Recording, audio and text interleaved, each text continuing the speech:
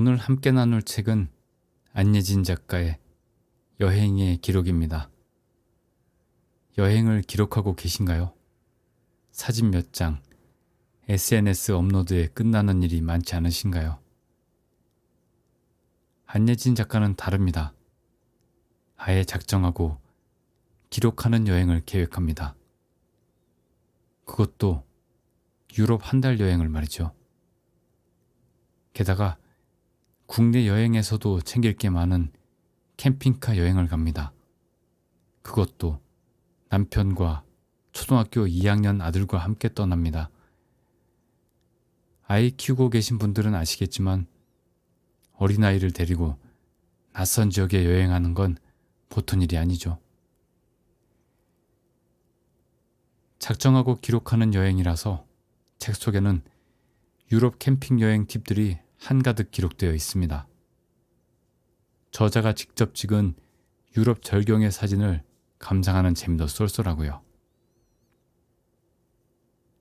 우리도 기록하는 여행을 떠나보는 건 어떨까요? 가족의 의미, 삶의 의미를 깨달을 수 있을지도 모릅니다. 그럼 유럽 캠핑카 여행 이야기 들려드릴게요. 오늘도 행복 소리책과 함께 행복한 하루 보내세요. 구독과 좋아요로 응원 부탁드립니다. 굳이 떠나야 할 이유는 뭘까? 경험을 사는 일, 여행. 초등학생 아들과 내가 제주에 온 후 남편은 격주로 제주에 와서 주말을 보내고 올라가는 생활을 한 지 1년이 넘었을 무렵이었다. 내가 육아휴직 중이었기에 남편이 회사를 계속 다닌다는 건 당연한 일이라고 생각했다.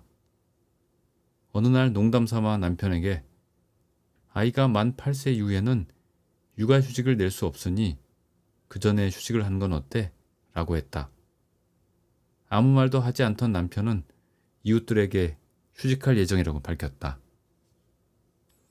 한창 독서의 기록 출간 준비로 바빴고 책이 출간되면 잡아놓은 북토크 일정으로 더 바빠질 텐데 아이를 돌볼 일이 걱정이었다. 남편이 휴직을 했으면 좋겠다고 생각했지만 남편과 내가 둘 다 경제 활동을 하지 않는다면 이라는 걱정이 한가득이었다. 처음에는 말도 안 된다고 생각했던 일이 생각을 조금 비틀자 가능해졌다. 내가 휴직하고 제주로 건너오기 전에도 월급 없이 1년 8개월을 버틸 수 있을까라는 고민으로 망설였는데 독서를 하고 파이프라인에 대한 준비를 한 덕에 어떻게라도 사라진다는 걸 경험했다. 아내의 통큰 결정을 남편은 기다리고 있었다. 우리는 다른 남편들이 육아휴직을 하는 걸 보며 부러워만 하고 있었다. 다른 사람의 삶을 보며 그들의 행보를 부러워한다는 건 내가 현재 잡고 있는 것을 놓지 못하기 때문이 아닐까. 결국엔 선택의 문제였고 다시 한번 내 선택을 믿어보기로 했다. 안전지대에 머무는 것보다 모험할 때 훨씬 더 값진 것을 얻는다는 걸 경험으로 알고 있었기 때문이다. 남편에게 육아휴직을 하면 무엇을 해보고 싶냐고 물었다. 남편은 유럽 캠핑카 여행을 하고 싶다고 했다. 물론 나도 진심으로 원하는 바였다. 오랜만에 합의점을 찾았다. 캠핑카를 타고 유럽을 다닐 생각을 하니 벌써부터 설렜다. 장밋빛으로 시작한 여행 계획이 잿빛으로 변할지 손톱만큼도 예상하지 못한 채 우리 부부는 유럽 캠핑카 여행을 가자라는 목표만 세우고 기뻐했다. 일단 어느 나라를 가고 싶은지 생각했다. 포르투갈에 가려다가 제주에 왔으니 포르투갈은 어떨까? 10년도 더 전에 갔던 크로아티아 플리트 비치에 요정을 보러 갈까? 한 달이면 유럽 횡단도 가능하지 않을까? 막연한 꿈만 끝간데 없이 불어났다. 그렇게 유럽을 많이 다녀봤으면서도 유럽이 한 나라인 것처럼 생각했다는 걸 깨달은 건 여행을 떠나기 바로 직전이었다. 3명의 독일 프랑크푸르트 왕복 항공권이 500여만 원이었다. 코로나19가 마무리되는 시점에 엄청 비싸진 것이다. 500만 원. 항공권 가격의 벽에 부딪혔다. 내가 고민하는 동안 남편이 다른 사이트에서 알아보더니 410만 원이라고 했다. 며칠을 더 고민했다. 가성비를 따지기 시작했다. 아이가 초등학교 2학년이면 여행 가도 좋은 줄 모르고 나중에 기억도 나지 않을 텐데 지금 가는 게 맞을까? 나는 여행의 환상만을 생각하며 다른 사람의 열망을 열망하고 있는 건 아닐까? 진심으로 이 여행을 원하는 것일까? 가야 할 이유보다 가지 말아야 할 이유를 찾아내기 시작했다.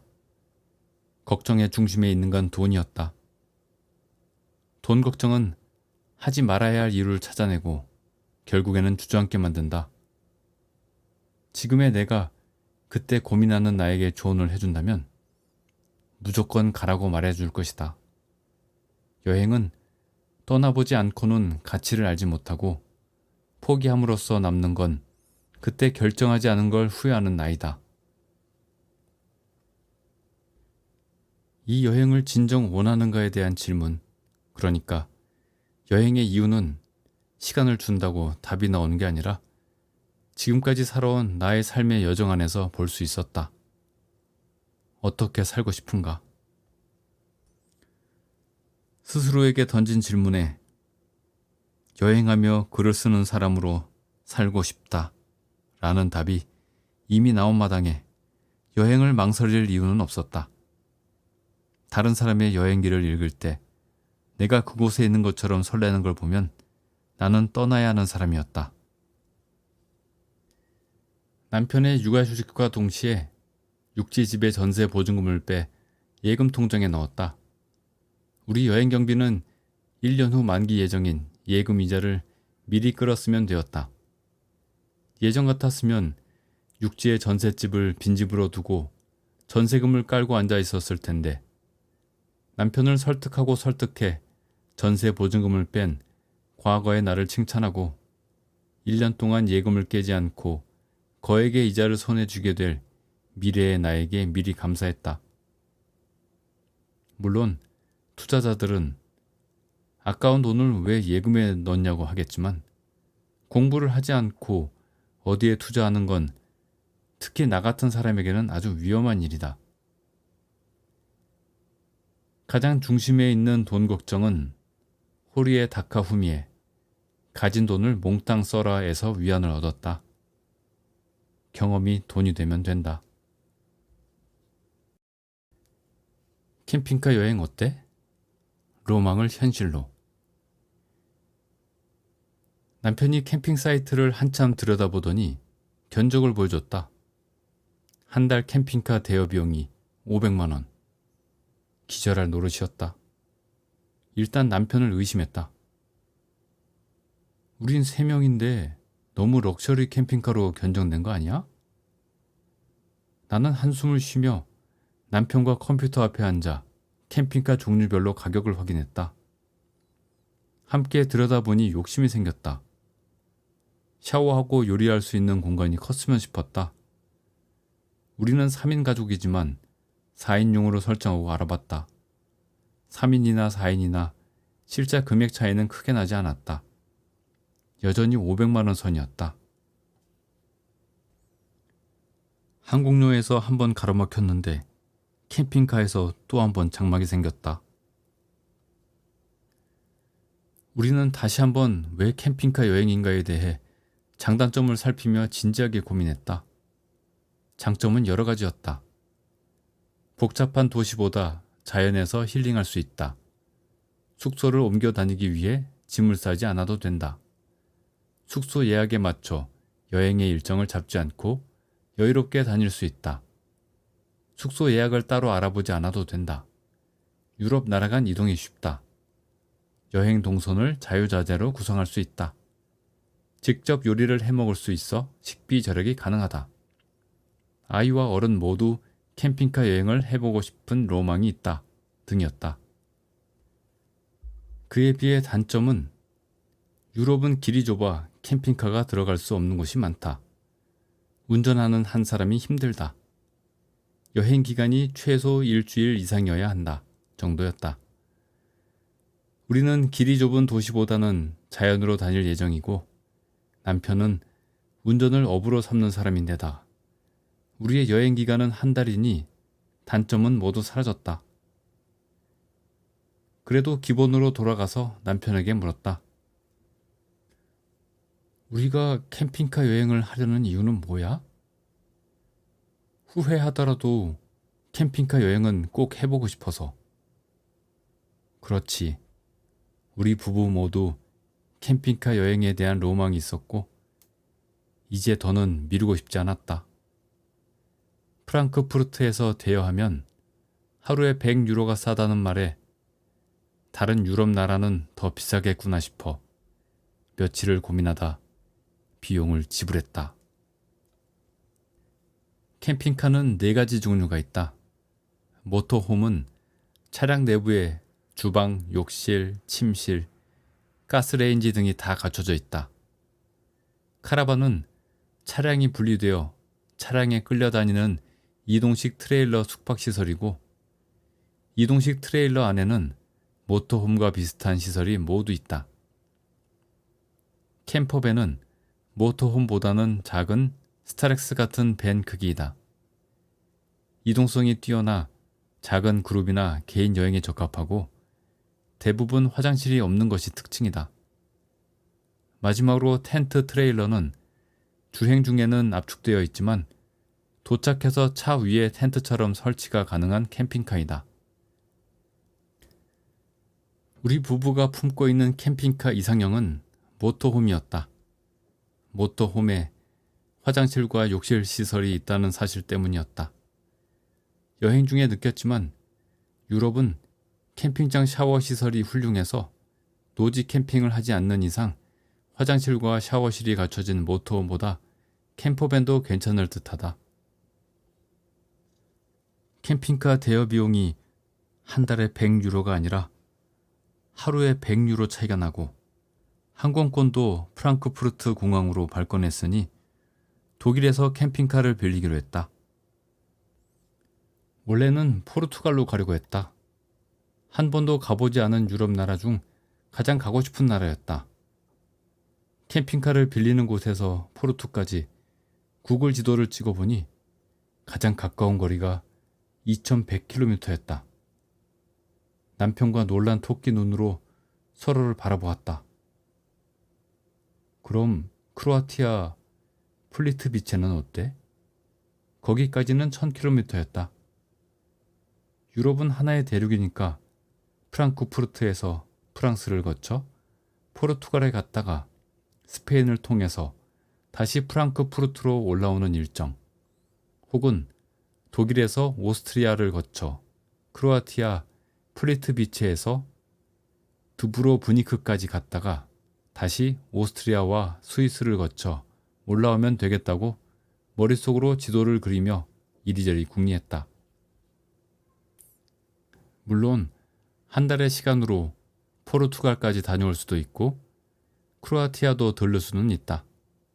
실제로 유럽 여행 인터넷 카페를 살펴보면 그렇게 이동한 사람들이 있다. 매일 캠핑카를 운전하고 거의 하루에 한 번 장소를 이동한다면 가능했다. 하지만 우리 부부는 여유 있는 여행을 하고 싶었다. 좋은 캠핑장이 있으면 있고 싶은 만큼 있기도 하고 더 머물고 싶은 도시가 있다면 다음 이동 장소에 얽매이지 않아야 한다.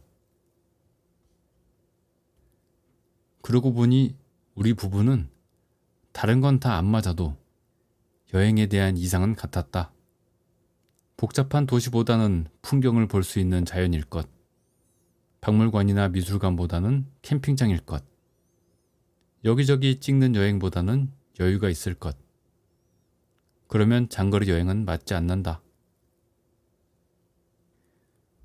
우리 부부는 현실로 돌아와서 독일에서 갈 수 있는 최단 루트를 생각하기로 했다.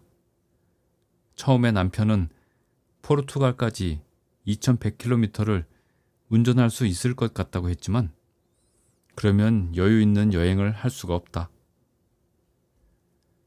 나도 크로아티아 두브로브니크까지 가고 싶었지만 그 거리도 만만치 않다. 결국 여행할 나라는 독일, 스위스, 오스트리아로 좁혀졌다. 유럽 캠핑카 여행에서 유럽 알프스 캠핑카 여행으로 카테고리가 좁혀졌다. 스위스 알프스를 중심으로 프랑스 몽블랑, 시간이 되면 이탈리아 돌로미테까지 갔다가 오스트리아 체람지에 들른 후 독일로 돌아오는 일정으로 대강의 루트를 잡았다. 나의 유럽 여행 계획의 루트에 있지도 않았던 스위스가 이렇게 중요 여행지가 되어버린 상황은 우프기도 했지만 이게 바로 여행 준비의 묘미가 아닐까. 둘 다 MBTI 극 P형임이 드러난다. 나는 스위스가 세 번째다. 첫 번째는 첫 직장에서 해외 영업사원으로 3개월 파견 나갔을 때 스위스 베른에서 열리는 자동차 부품 전시회에 가는 김에 취리히까지 묶어서 다녀왔다. 두 번째는 결혼 후 슬로바키아 출장을 갔을 때였다. 마침 남편이 다니는 자동차 회사 유럽 임원의 차가 스위스 언덕에서 서는 바람에 엔지니어인 남편이 스위스로 긴급 투입된 적이 있었다. 함께 출장 갔던 부서장님이 주말에 스위스에 가서 남편과 결혼 1주년 기념 여행을 하라고 보내주었다.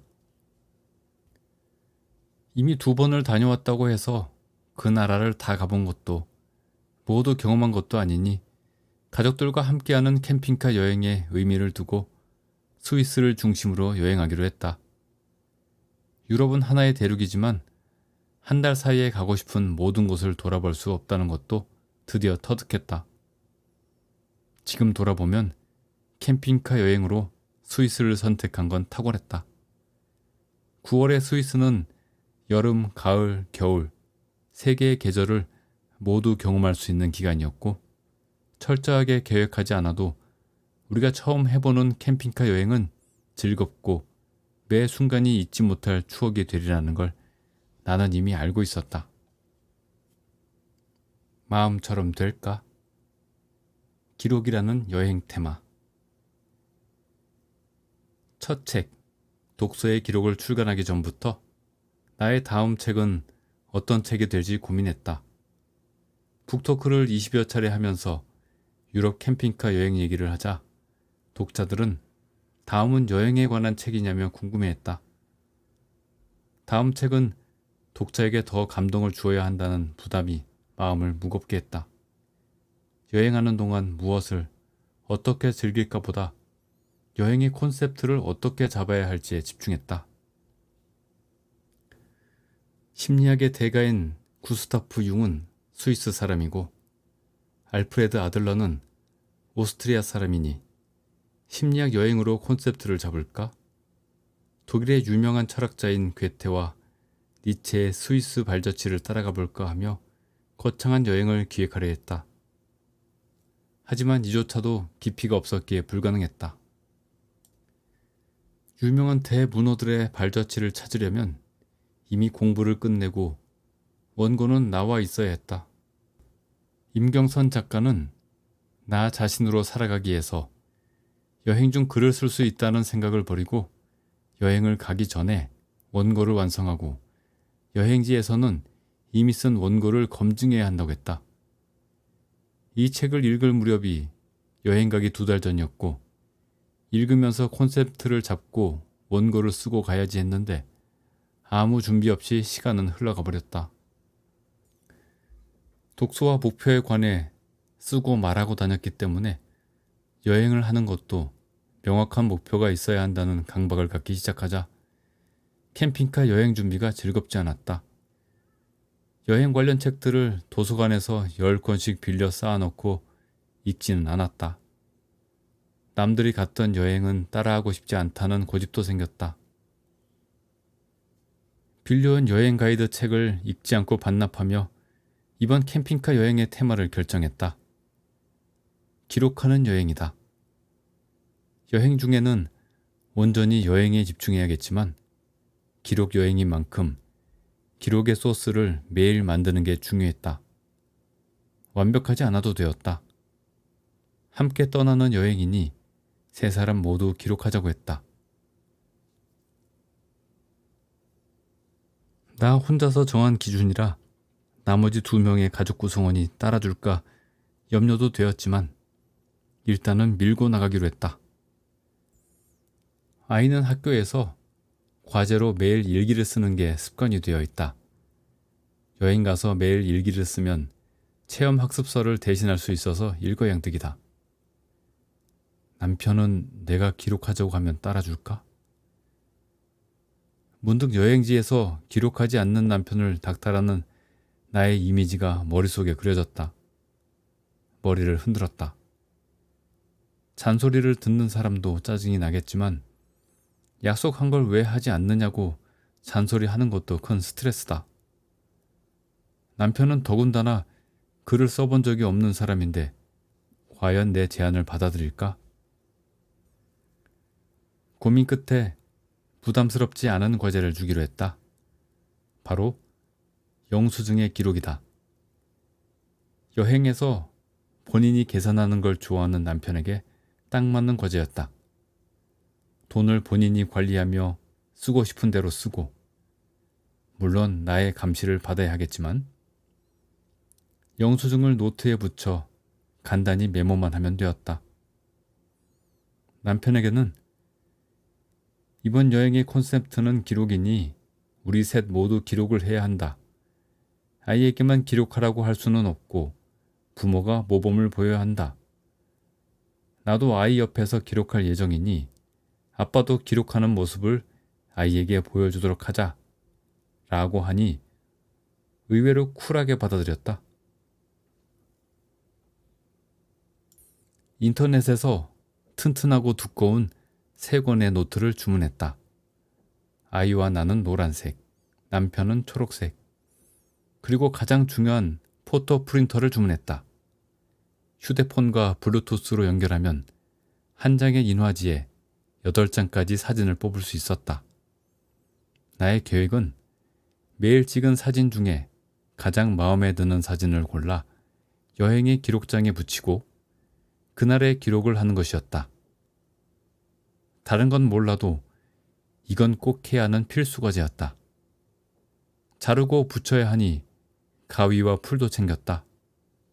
가장 중요한 여행 준비는 확실히 했다. 나의 첫 책, 독서의 기록은 나에게 꾸준히 기록하는 사람이라는 정체성을 스스로 만들어 주었다. 독서를 하고 매일 독후 에세이라는 형태로 글을 쓰니 독서의 기록이 쌓이며 끈기가 없다는 나에 대한 부정적인 이미지를 지울 수 있었다는 내용을 담고 있다. 기록은 독후 후에만 할 수 있는 건 아니다. 대화, 성공, 목표, 취향, 운동, 여행 등 다양하게 기록할 수 있다. 특히 여행의 기록. 초등학교 2학년과 함께 떠나는 캠핑카 여행에서 3명의 가족 구성원이 하는 여행의 기록이 쌓이면 가족의 역사가 된다. 가족 역사의 기록이 있으니 여행의 다른 의미를 만들어내지 않아도 되었다. 무엇보다 여행 중에 하는 기록은 소스에 불과하지만 여행이 끝난 후 다양한 기록을 이용해 여행을 재구성하고 의미를 다시 볼 수 있다는 점에서 기록을 여행의 테마로 잡았다. 사람들에게 여행의 기록을 어떻게 하냐고 물어보면 여행 작가가 아닌 이상 대부분 블로그에 남기는 기록이 전부라고 했다. 블로그에 여행의 기록을 남기는 사람은 그나마 기록이 쌓이고 있지만 여행 중 찍은 사진과 기억은 기록하지 않으면 감정만 남고 휘발되거나 왜곡된 기억을 갖게 된다. 나 또한 그런 사람 중 하나였다. 하지만 이번 도전을 통해 아이와 함께하는 여행이 그저 즐기기만 하는 소비에서 끝나지 않고 기록을 통해 가족의 역사로 남겨 하루하루가 완성되는 삶을 꾸려가 볼 참이다. 더 의미 있는 여행을 위한 나의 도전은 이렇게 시작되었다. 약속대로 될까? 원칙과 다짐. 내가 아닌 타인과 여행을 떠난다는 건 동행하는 사람이 가족이라고 해도 쉬운 일은 아니다. 여행을 좋아하는 건 남편과 내가 가장 맞는 부분이다. 다녔던 회사의 사내 익명 게시판에 자신은 여행을 좋아하지 않는데 배우자가 계속 여행을 다니자고 해서 너무 싫다는 고민이 올라온 적이 있었다. 댓글에는 가족의 의미가 무엇인지 생각해봐라. 본인이 싫다고 해서 고집을 부리는 건 이기적인 행동이지 않냐. 나도 여행을 좋아하지 않는데 이해가 된다 등 다양한 의견이 있었다. 어떤 직원은 본인은 여유로운 여행을 좋아하는데 배우자는 엑셀로 여행의 스케줄을 촘촘하게 계획하여 함께 다니는 게 너무 피곤하다고 했다.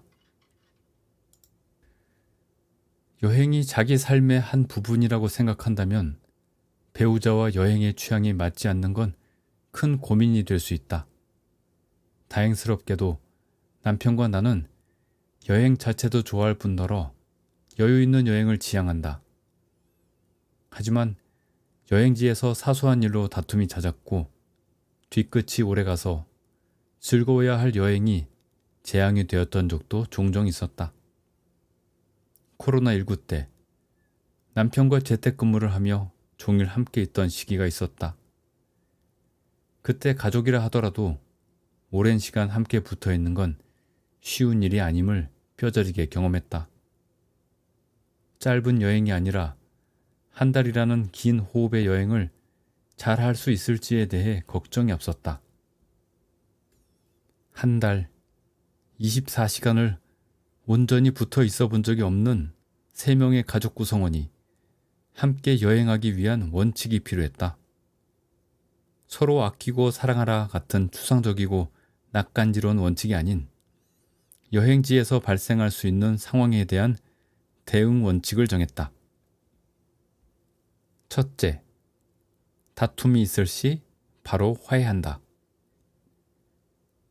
결혼 생활에서 가장 중요한 건 싸움을 한 후 하루를 넘기지 말아야 한다는 원칙인데 남편과 나는 이 부분이 지켜지지 않았다.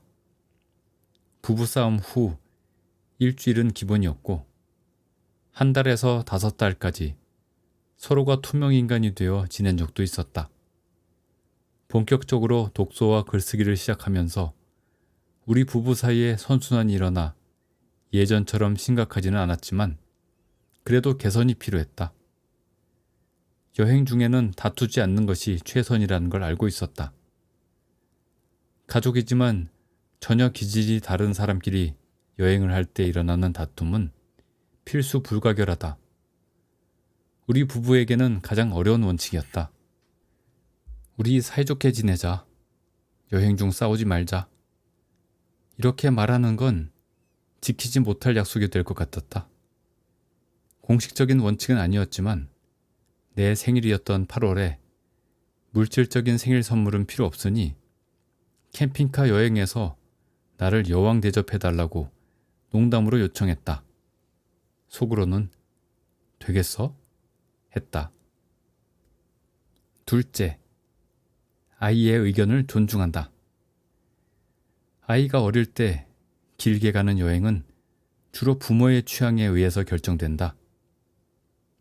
나와 남편은 복잡한 도시보다는 자연에서 여유로운 여행을 선호하기 때문에 유럽 캠핑카 여행을 선택했다. 반면 아이 학교의 한 친구는 영국 런던 중심지로 숙소를 선택하고 한 곳에 오래 머물면서 박물관이나 미술관을 관람하는 걸 한 달 일정으로 잡았다고 했다. 여행지를 선택하고 기획하기에는 어리지만 최소한 여행지로 선택한 곳의 유명한 장소, 음식, 역사 등을 아이가 미리 알아보고 리스트를 만들 수는 있다. 아이가 찾아본 장소를 모두 갈 수는 없었지만 여러 곳을 방문하면서 아이 자신도 가족 구성원의 여행에 도움이 되었다는 사실에 자신감을 가지는 기회가 되었다. 여행지 선택은 부모가 했지만 여행지에서 하고 싶은 소소한 요구는 적극 수용하려고 노력했다. 특히 여행 초반 멜리헨의 젖소 놀이터를 마음에 들어 했던 아이는 여행지마다 놀이터를 찾아달라고 했다. 그래서 숙소를 정하거나 관광지를 갈 때면 구글로 놀이터를 검색해서 아이가 놀이터에서 놀 수 있는 기회를 조금이라도 더 주려고 했다. 셋째, 유명한 장소가 아니라 더 머물고 싶은 곳에서 유연한 결정을 한다. 유럽 캠핑카 여행을 결정하면서 한 달 일정이 길다고 생각하여 동선을 길게 잡고 유명한 장소를 모두 가볼 계획을 했다. 하지만 기본으로 돌아와서 캠핑카 여행을 하려고 하는 이상 하루씩 이동을 하는 건 길에서 시간을 낭비할 뿐더러 여유로운 여행이 될 수 없다고 생각했다. 좋은 곳에서 더 머물기로 남편과 협의를 했다. 이런 건 참 잘 만난다. 넷째, 무슨 일이 있어도 하루의 끝에서는 기록을 한다. 여행의 테마를 기록으로 정했으니 당연한 일이겠지만 여행하며 긴장한 하루를 끝내고 피곤한 상태에서 기록한다는 것이 쉬운 일은 아니다. 하지만 사진으로 기록의 소스를 남기고 매일 여행의 키워드를 노트에 적어 놓으면 다녀온 뒤에 여행을 마음껏 재구성할 수 있다. 이렇게 4가지 원칙을 정하고 나니 여행이 살짝 비장해지는 것 같지만 목표와 원칙이 있으면 원하는 대로 혹은 비슷하게나마 결과가 나올 것이다. 하지만 결과가 나오지 않아도 괜찮았다. 여행의 목적은 나의 결핍을 채우고 단단하게 만들기 위해 의외성을 즐기는 일이기 때문이다. 여행이 끝난 후 정해놓은 여행의 원칙을 점검했다. 다툼이 있을 시 바로 화해한다는 원칙은 남편의 태도로 가능했다. 낯선 곳에서의 불안함을 짜증으로 발현한 나에 비해 다툼이 생긴 후 남편은 언제 다퉜냐는 듯이 부드럽게 말을 걸었다. 처음 있는 일이어서 당황스럽고 놀랐지만 남편의 그런 태도는 여행하는 동안 나에게 안정감을 주었다. 그뿐 아니라 남편은 요리, 설거지, 커피콩 갈아서 라떼 타주기, 세탁 등 거의 모든 일을 도맡아 했다. 물론 다음 장소를 정하고 지도를 보는 일은 내가 했다. 평소 나의 모습을 사진으로 찍어주는 일은 결코 없었고 등 떠밀려 찍더라도 하나 둘 셋 없이 대충 애정 없이 사진을 찍기 일쑤였는데 여행 내내 부담스러울 정도로 내 사진을 열심히 찍어주었다. 이 책을 쓰면서 너무 궁금해서 남편에게 여행지에서 왜 그렇게 잘해주었는지 물었다. 생일 선물로 여왕 대접해달라며. 소원이 이렇게 쉽게 이루어질 줄 알았다면 평소에도 여왕처럼 대해달라고 할 걸 그랬다. 아이의 의견을 존중한다는 원칙 또한 잘 지켜졌다. 아이가 골라놓은 유명한 장소의 반 이상을 방문했고 캠핑장 선택이나 여행의 마무리는 아이의 요구에 따라 근처에 짚라인이 있는 놀이터를 찾는 시도를 했다. 더 머물고 싶은 곳에서 있고 싶은 만큼 있겠다는 원칙은 반만 지켜졌다. 스위스 인터라켄과 생모리츠에서는 하루 정도 연장했지만 프랑스 샤모니 몽블랑이나 마터호른에 갈 수 있는 체르마테에서는 비에 쫓겨 서둘러 다른 곳으로 이동했기 때문이다. 마지막으로 무슨 일이 있어도 기록한다는 원칙은 완벽하게 지켜졌다. 가장 중요한 원칙이기도 했고 아이만 하는 기록이 아니라 엄마와 아빠가 여행할 때 찍은 사진을 함께 보고 사진으로 인화해서 노트에 붙이는 과정을 함께하니 여행의 하루를 마무리하는 즐거운 리추얼이 되었다. 무엇보다 하루에 33,000보를 걷고도 기록하고자 한 우리 가족의 강인한 정신력을 칭찬한다.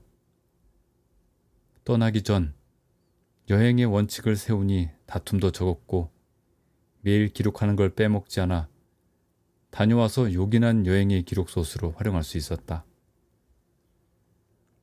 오늘 행복 소리책은 여기까지입니다. 고맙습니다.